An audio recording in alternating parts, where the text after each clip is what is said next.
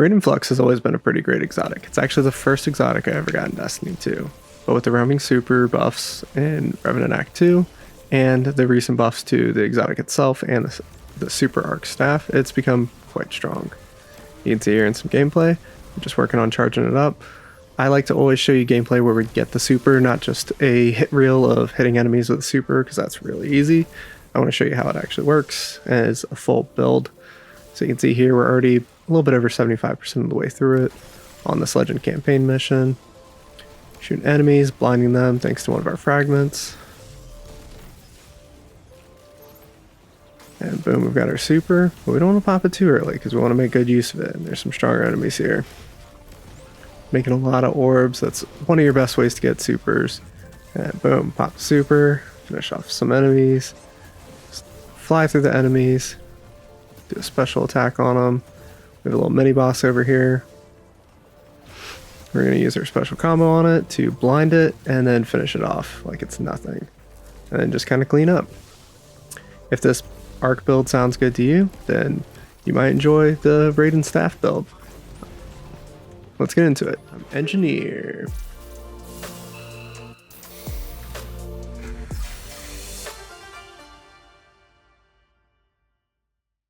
Okay, so this build obviously hinges on Raiden Flux. This is a base game exotic from the very, very start of the game. And you can get it from any source of exotics. You can get it from engrams, you can get it from your precision focusing, your Vex Strike Force, any of that. And it's pretty simple. As you hit enemies while you're in Arc Staff, you get a stack of Synapse Junctions, and those will increase your damage up to 73% and decrease your passive super drain, which hasn't really been tested because it's kind of hard to do on roaming supers, but it's pretty substantial. The super will last a lot longer.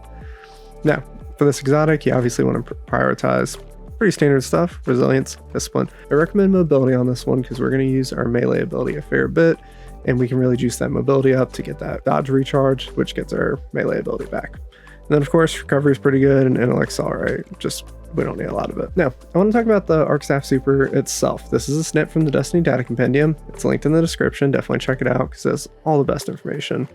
And the very short of this is there are combos with this, and the best combo is light attack, heavy attack.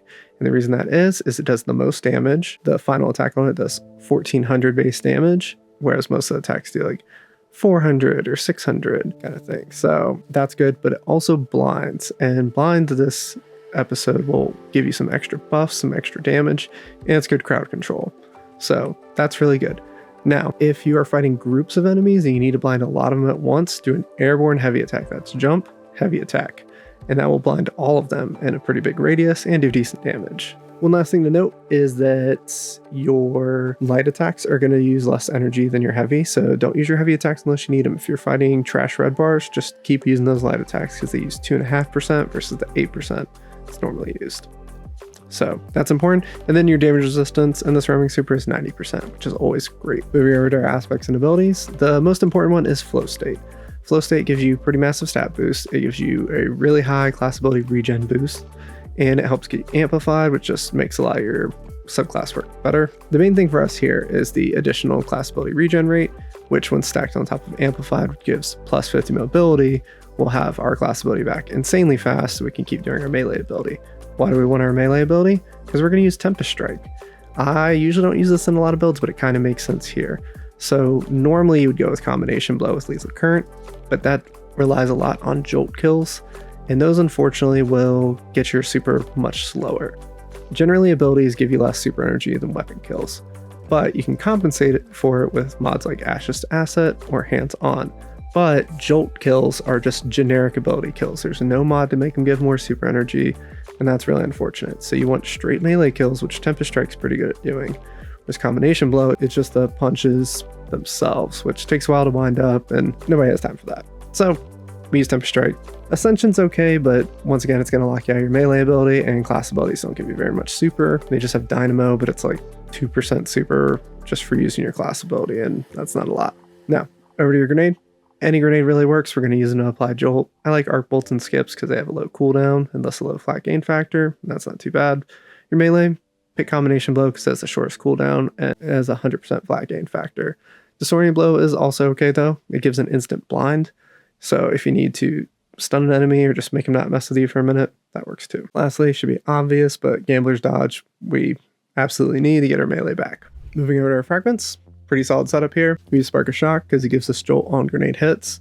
We use Spark of Resistance because that gives us damage resistance, and that's always valuable. It's damage resistance when you're surrounded, but that will happen quite a bit. We use Spark of Amplitude because it is the only fragment on Arc that generates orbs, and it's a pretty easy requirement, but it has a 10-second cooldown. And then lastly, we're going to take Spark of Beacons, and this is our main method of survival with crowds. When you get a kill with a special or heavy ammo arc weapon, while you're amplified, it makes a blinding blast. In the gameplay earlier and a little bit later, you'll just see enemies kind of stumbling around because they're blinded, and that just makes it a lot more survivable because Arc does not have a lot of healing built in, so that's just really valuable for keeping you up.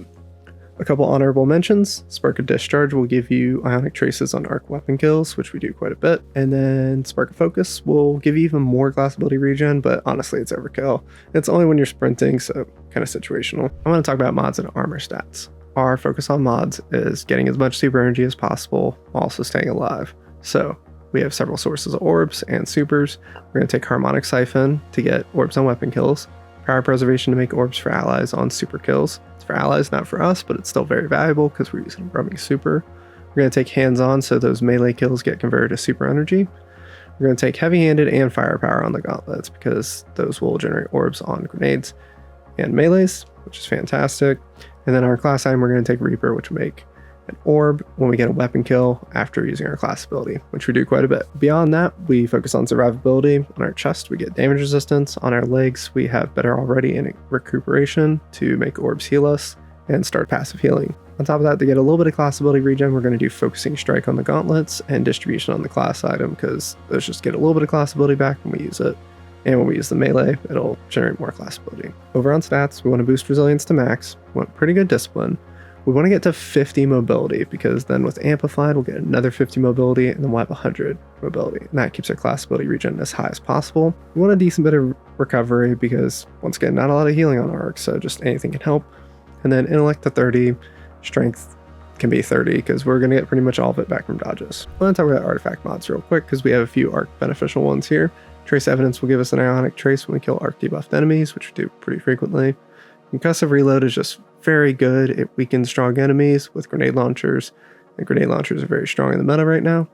Curative Orbs is a good all-around pick. It will create an orb when you break a shield, and if you boost it, it will also heal you on ionic traces or orbs of power a little bit more. Over in column 5, we have 2 that boost our damage. Conductive Cosmic Crystal will boost the damage of Arc abilities if those enemies are afflicted by stasis debuffs. Either do that with a chill clip weapon or get an ally to put some stasis on your enemies, and you get 5%, and then if you boost it, you get 8%. Lastly, I have Arc Compounding. If you blind an enemy, then you get 15% increased Arc damage. That's weapons, that's abilities, that's your super, which inflicts blind already, so this is absolutely huge on this build, so definitely take that. As I mentioned, if you're going to boost something, boost Conductive Cosmic Crystal. That's this kind of dark blue tonic here that you see in the bottom left. That's what you want to do if you do want to boost anything, but I really don't feel like you need to that much. Moving over to weapons, there's really not a strong focus here. Pick whatever weapon you want. If you are using Spark Weakens, use a special Arc weapon.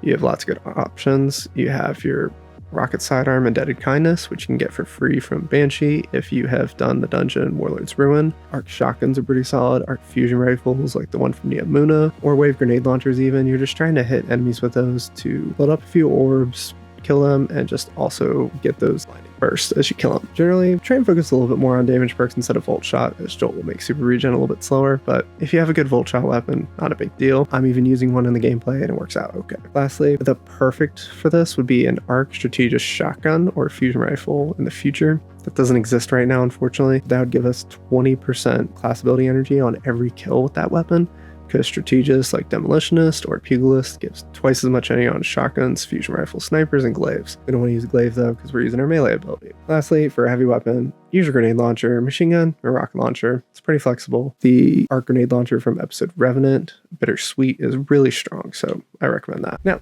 just want to get into the gameplay loop a little bit.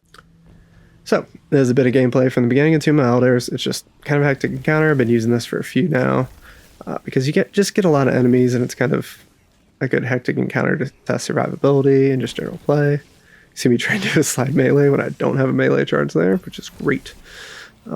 Those jolting grenades just good for taking out a few enemies, and it just helps you get those orbs. See a Bane enemy there, just a little bit strong. One nice thing about flow state is it also makes us really hard to kill during our dodge. It gives us 90% damage resistance, which can help in a pinch just to get a few seconds of safety. Indebted Kindness and Rocket Sidearms in general are just very good. And don't be afraid to use your heavy on stronger enemies, obviously, because better than dying. You can see here we're already about 75% of our super, just a few minutes, a little bit less than a minute in. There are more optimal ways to get your super, but a lot of them don't synergize very well with the build, and it just doesn't make sense to me. Like, you can technically sit there with an exotic primary, get your super faster, but unless someone else is healing you, you're going to have a hard time, because you won't have any crowd control, and you won't have any healing. Alright, now we've got our arc staff, so we're going to plop into a crowd of enemies, do a quick slam. Just look at the bottom left corner as you watch this super gameplay, and you'll just see how many orbs come with power preservation. It's crazy. Once again, if you're using roaming super, I highly recommend power preservation because it's just invaluable.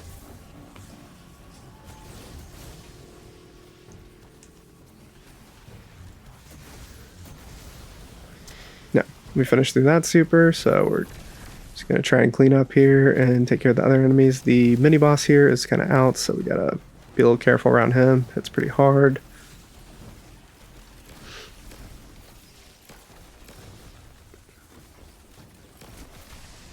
A lot of enemies in this, they kind of spawn pretty constantly until you get to the end. But you can see this model person here, chieftain here, is just blinded, so he's just stumbling around and we can easily finish him off. Now we've got about half our super back. Clear out a few more enemies, mostly with Jolt though, so we don't get a lot of super from it. Just throwing some Jolt on the boss so that we can get a little bit more damage. It's getting low on health, but just kind of play carefully.